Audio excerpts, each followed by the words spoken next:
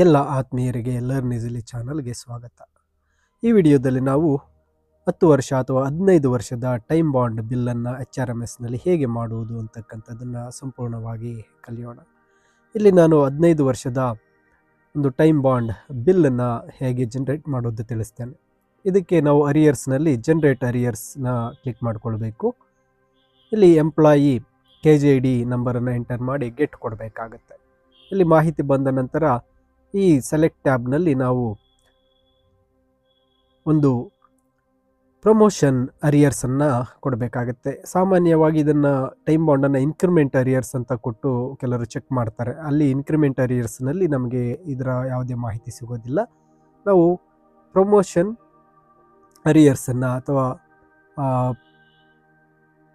ಇಲ್ಲಿ promotion arrears ಇರುತ್ತೆ, ಆ ಪ್ರಮೋಷನ್ ಅರಿಯರ್ಸನ್ನು ನಾವು ಕ್ಲಿಕ್ ಮಾಡಿಕೊಳ್ಬೇಕಾಗತ್ತೆ.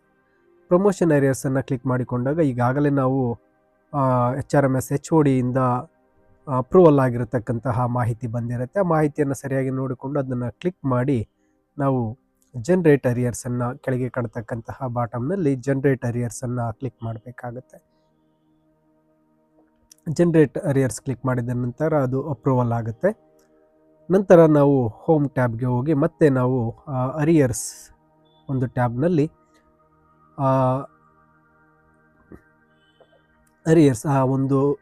ಅರಿಯರ್ಸ್ ಬಿಫೋರ್ ಅಪ್ರೂವಲನ್ನು ನಾವು ಇಲ್ಲಿ ಡೌನ್ಲೋಡ್ ಮಾಡಬೇಕಾಗತ್ತೆ. ಅರಿಯರ್ಸ್ ಬಿಫೋರ್ ಅಪ್ರೂವಲ್ನಲ್ಲಿ ಬಂದಾಗ ಮೊದಲನೇ ಒಂದು ಟ್ಯಾಬ್ನಲ್ಲೇ ನಮಗೆ ಕಾಣಸಿಗುತ್ತೆ. ಅರಿಯರ್ಸ್ ರಿಪೋರ್ಟ್ ಬಿಫೋರ್ ಅಪ್ರೂವಲನ್ನು ಕ್ಲಿಕ್ ಮಾಡಿಕೊಳ್ಬೇಕಾಗತ್ತೆ. ಇಲ್ಲಿ ಕ್ಲಿಕ್ ಮಾಡಿಕೊಂಡಾಗ ನಮಗೆ ಆ ಒಂದು ಅರಿಯರ್ಸ್ನ ಯಾವ ತಿಂಗಳಿನಿಂದ ಯಾವ ತಿಂಗಳವರೆಗೂ ಅದನ್ನು ನಾವು ಇಲ್ಲಿ ಕರೆಕ್ಟಾಗಿ ಸೆಲೆಕ್ಟ್ ಮಾಡಬೇಕಾಗುತ್ತೆ. ಈಗ ನಾನು ಮಾಡ್ತಾ ಇರ್ತಕ್ಕಂತಹ 15 ಇಯರ್ಸ್ ಟೈಮ್ ಬಾಂಡ್ ಜುಲೈನಿಂದ ಹಿಡಿದು ಅಕ್ಟೋಬರ್ನವರೆಗೆ ಇರುತ್ತೆ. ಅಲ್ಲೇ ತಿಂಗಳನ್ನು ನಾವು ಜುಲೈ ಟು ಅಕ್ಟೋಬರನ್ನು ಸೆಲೆಕ್ಟ್ ಮಾಡ್ಕೊಳ್ಬೇಕು.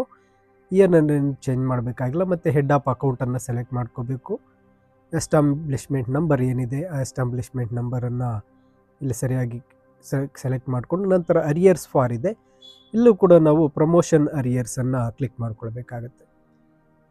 ಈಗ ಇಲ್ಲಿ ಗೆಟ್ ಕೊಟ್ಟಾಗ ನಮಗೆ ಬಿಫೋರ್ ಅಪ್ರೂವಲ್ ಇರತಕ್ಕಂತಹ ಒಂದು ರಿಪೋರ್ಟ್ ಇಲ್ಲಿ ಬರುತ್ತೆ. ಆ ರಿಪೋರ್ಟನ್ನು ನಾವು ಏನು ಮಾಡಬೇಕಾಗತ್ತೆ, ಡೌನ್ಲೋಡ್ ಮಾಡಿಕೊಳ್ಬೇಕಾಗತ್ತೆ. ಇಲ್ಲಿ ಯಾವುದೇ ಕಾರಣಕ್ಕೂ ಸಹ ಆ ತಿಂಗಳುಗಳನ್ನು ಕೊಡುವ ಒಂದು ಸಮಯದಲ್ಲಿ ಏನಾದರೂ ಸ್ವಲ್ಪ ವೇರಿಯೇಷನ್ ಆದರೂ ಅಲ್ಲಿ ಬಿಲ್ ಸರಿಯಾಗಿ ಬರೋದಿಲ್ಲ. ನೋಡಿ, ಇಲ್ಲಿ ಕರೆಕ್ಟಾಗಿ ಬಿಲ್ ಬಂದಿದೆ. ಈ ಬಿಲ್ಲನ್ನು ನಾವು ಸೇವ್ ಮಾಡಿಕೊಳ್ಬೇಕು ಮತ್ತು ಇದನ್ನು ಒಂದು ಪ್ರಿಂಟ್ ಕೂಡ ಮಾಡಿಕೊಳ್ಬೇಕಾಗತ್ತೆ. ನೋಡಿ, ಈ ಬಿಲ್ಲನ್ನು ಸೇವ್ ಮಾಡಿ ನಾವು ಖಜಾನೆಗೆ ಸಲ್ಲಿಸಬೇಕಾದರೆ ಈ ಒಂದು ಬಿಫೋರ್ ಅಪ್ರೂವಲ್ ಬಿಲ್ನ ಒಂದು ಪ್ರಿಂಟನ್ನು ನಾವು ಖಜಾನೆಗೆ ಕೊಡಬೇಕಾಗುತ್ತೆ. ಮತ್ತು ಒಂದು ಶಾಲೆಗೂ ಸಹ ಈ ಒಂದು ಪ್ರಿಂಟನ್ನು ನಮ್ಮ ಬಳಿ ಇಟ್ಕೊಳ್ಬೇಕಾಗುತ್ತೆ. ಈಗ ಇದನ್ನು ನಾನು ಸೇವ್ ಮಾಡ್ಕೊಳ್ತೇನೆ, ಹಾಗೆ ಪ್ರಿಂಟ್ ಸಹ ಮಾಡ್ಕೊಳ್ತಾ ಇರ್ತೇನೆ. ಅದನ್ನು ಒಂಚೂರು ಬ್ಲಾಕ್ ಮಾಡಿರ್ತೇನೆ. ನೋಡಿ, ಇಲ್ಲಿ ಗಮನಿಸ್ಕೊಳ್ಬೇಕು, ಒಂದು ಟೈಮ್ ಬಾಂಡ್ ಅರಿಯರ್ಸನ್ನು ನಾವು ಯಾವುದೇ ರೀತಿ ಇನ್ಕ್ರಿಮೆಂಟ್ ಅಂತ ಹೇಳಿ ತಗೊಳ್ಬಾರ್ದು. ಇದನ್ನು ಪ್ರಮೋಷನ್ ಅರಿಯರ್ಸ್ ಅಂತಲೇ ನಾವು ಬಿಲ್ ಮಾಡ್ಕೊಳ್ಬೇಕಾಗತ್ತೆ. ಪ್ರಮೋಷನ್ ಅರಿಯರ್ಸ್ನಲ್ಲಿ ಮಾತ್ರವೇ ಇದು ನಮಗೆ ಸಿಗುತ್ತೆ. ಜನರೇಟ್ ಆಗಿರತಕ್ಕಂತಹ ಈ ಒಂದು ಬಿಲ್ಲನ್ನು ನಾವು ಟ್ರೆಜರಿಗೆ ಕಳಿಸೋದಕ್ಕೆ ಈ ಒಂದು ಅರಿಯರ್ಸ್ ಕಾಲಮ್ನಲ್ಲೇ ಹೋಗಬೇಕಾಗುತ್ತೆ. ಪೇರೋಲ್ನಲ್ಲಿ K2 ಸೆಂಡ್ ಟು K2 ಬರೋದಿಲ್ಲ. ಇಲ್ಲಿ ಅರಿಯರ್ಸ್ ಕಾಲಮ್ನಲ್ಲೇ ಅರಿಯರ್ ಬಿಲ್ಸ್ ಟು K2 ಅನ್ನು ಕ್ಲಿಕ್ ಮಾಡ್ಕೊಳ್ಬೇಕು. ಇಲ್ಲೂ ಸಹ ನಾವು ತಿಂಗಳನ್ನು ಸರಿಯಾಗಿ ಆಯ್ಕೆ ಮಾಡ್ಕೊಳ್ಬೇಕಾಗತ್ತೆ. ಇಲ್ಲಿ ಜುಲೈ ಟು ಅಕ್ಟೋಬರನ್ನು ಸೆಲೆಕ್ಟ್ ಮಾಡ್ಕೊಳ್ಬೇಕಾಗತ್ತೆ. ನಂತರ ಇಲ್ಲಿ ಅಪ್ರೂವಲ್ ಎಂಪ್ಲಾಯಿ ವೈಸ್, ಯಾಕಂದರೆ ಕೇವಲ ಒಬ್ಬರಿಗೆ ಮಾಡ್ತಾ ಇರೋದ್ರಿಂದ ಅಪ್ರೂವಲ್ ಎಂಪ್ಲಾಯಿ ವೈಸ್ ಅವ್ರ KJD ನಂಬರನ್ನು ತೊಗೋಬೇಕು. ನಂತರ ಇಲ್ಲೂ ಸಹ ನಾವೇನು ಮಾಡಬೇಕು, ಪ್ರಮೋಷನ್ ಅರಿಯರ್ಸ್ ಅಂತಲೇ ಇಟ್ಕೋಬೇಕು. ಇಲ್ಲಿ ಪ್ರಮೋಷನ್ ಅಂತ ಮಾತ್ರ ಬರುತ್ತೆ, ಪ್ರಮೋಷನ್ನ ಕೊಡಬೇಕು. ನೋಡಿ, ಇಲ್ಲಿ ನಾನು ಮಂತನ್ನು ಸರಿಯಾಗಿ ಸೆಲೆಕ್ಟ್ ಮಾಡಿಲ್ಲ, ಎರಡೂ ಸಹ ಸೆಪ್ಟೆಂಬರ್ ಇಟ್ಬಿಟ್ಟಿದ್ದೇನೆ. ಇಲ್ಲಿ ಮಂತನ್ನು ಸಹ ನಾವು ಸರಿಯಾಗಿ ಕರೆಕ್ಟಾಗಿ ಯಾವ ತಿಂಗಳಿಂದ ಯಾವ ತಿಂಗಳಿನವರೆಗೂ ನಾವು ಆ ಒಂದು ಅರಿಯರ್ಸ್ ಮಾಡ್ತಾ ಇದ್ದೇವೆ ಇದನ್ನು ಸರಿಯಾಗಿ ಇಟ್ಕೋಬೇಕಾಗತ್ತೆ. ನಂತರ ಇಲ್ಲಿ ಗೆಟ್ ಕೊಟ್ಟಾಗ ಆ ಬಿಲ್ ಇಲ್ಲಿ ಅಪಿಯರ್ ಆಗುತ್ತೆ. ಎಲ್ಲ ತಿಂಗಳುಗಳ ಬಿಲ್ ಬಂದಿರುತ್ತೆ. ಈಗ ಇದನ್ನು ಏನು ಮಾಡಬೇಕು, ನಾವು ಸೆಂಡ್ ಟು K2 ಕ್ಲಿಕ್ ಮಾಡ್ಕೊಳ್ಬೇಕಾಗತ್ತೆ. ಇಲ್ಲಿ ಈ K2ಗೆ ಕಳಿಸಿದ ನಂತರ ಇದು K2ನಲ್ಲಿ ಒಂದು ಸ್ಟೇಟಸ್ ರಿಪೋರ್ಟನ್ನು ಚೆಕ್ ಮಾಡಬೇಕಾಗತ್ತೆ. ನೋಡಿ, ಇಲ್ಲಿ ಸೆಂಡ್ ಟು K2 ಅಪ್ರೂವಲ್ ಆಗಿದೆ. ಮತ್ತೆ ನಾವು ಹೋಮ್ ಬಟನನ್ನು ಕ್ಲಿಕ್ ಮಾಡಿಕೊಂಡು ಪೇ ರೋಲ್ನಲ್ಲಿ ಹೋಗಬೇಕಾಗತ್ತೆ.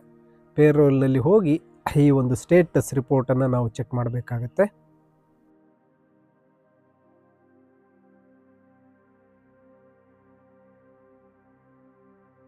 ಈಗ ನಾನು ಈ ಒಂದು ಪೇ ರೋಲ್ನಲ್ಲಿ ಈ ಒಂದು ಪ್ರಮೋಷನ್ ಅರಿಯರ್ಸ್ ಬಿಲ್ ಬಂದಿದೆಯಾ ಇಲ್ಲ ಇಲ್ಲಿ ನಾನು ತಿಳಿಸ್ಕೊಡ್ತೇನೆ. ನೋಡಿ, ಇಲ್ಲಿ ಪೇ ರೋಲ್ಗೆ ಬಂದಾಗ ಪೇ ರೋಲ್ನಲ್ಲಿ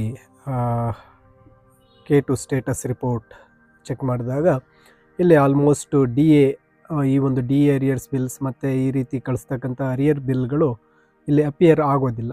ಅದಕ್ಕೆ ನಾವು ಮೊದಲೇ ಆ ಬಿಲ್ ಜನ್ರೇಟ್ ಆದಾಗ ಅದರ ಒಂದು ಬಿಲ್ ನಂಬರ್ HR ಇಂದ ಸ್ಟಾರ್ಟ್ ಆಗ್ತಕ್ಕಂಥ ಬಿಲ್ ನಂಬರನ್ನು ಬರ್ಕೊಂಡು ಸರ್ಚ್ ಮಾಡಿದಾಗ ನಮಗೆ ಅದರ ನಿಜವಾದ ಒಂದು ಸ್ಟೇಟಸ್ ಸಿಗುತ್ತೆ.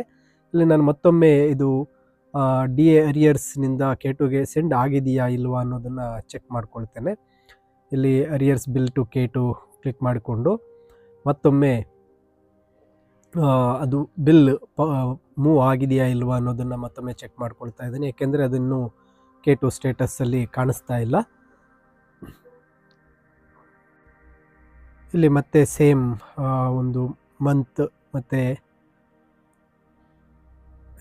ಫ್ರಮ್ ಮಂತ್ ಟು 2 ಮಂತನ್ನು ಸೆಲೆಕ್ಟ್ ಮಾಡ್ಕೊಳ್ತೇನೆ. ಎಂಪ್ಲಾಯಿ ವೈಸ್ ಸೆಲೆಕ್ಟ್ ಮಾಡಿಕೊಂಡು KJD ನಂಬರನ್ನು ಕೊಟ್ಟು ಮತ್ತೊಮ್ಮೆ ಗೆಟ್ ಕೊಟ್ಟು ಆ ಒಂದು ಟೈಮ್ ಬಾಂಡ್ ಬಿಲ್ ಸೆಂಡ್ ಆಗಿದೆಯಾ ಇಲ್ವೋ ಪ್ರಮೋಷನ್ನಲ್ಲಿ ಕೊಟ್ಟು ನೋಡಿದಾಗ ನೋಡಿ, ಆಲ್ರೆಡಿ ಕೆಳಗಡೆ ಆ ಒಂದು ಬಿಲ್ ಬರ್ತಾ ಇದೆ. ಆ ಬಿಲ್ಲನ್ನು ನೋಡಿದಾಗ ಇದು ಅಪ್ರೂವ್ ಆಗಿರ್ತಕ್ಕಂತಹ ಬಿಲ್ ಆಗಿರೋದ್ರಿಂದ ಇದು ಆಲ್ರೆಡಿ K2ಗೆ ಸೆಂಡ್ ಆಗಿದೆ. ಆದರೆ ನಮಗೆ ಅಲ್ಲಿ ಸ್ಟೇಟಸ್ ರಿಪೋರ್ಟ್ನಲ್ಲಿ ಅದು ಕಾಣಿಸ್ತಾ ಇಲ್ಲ.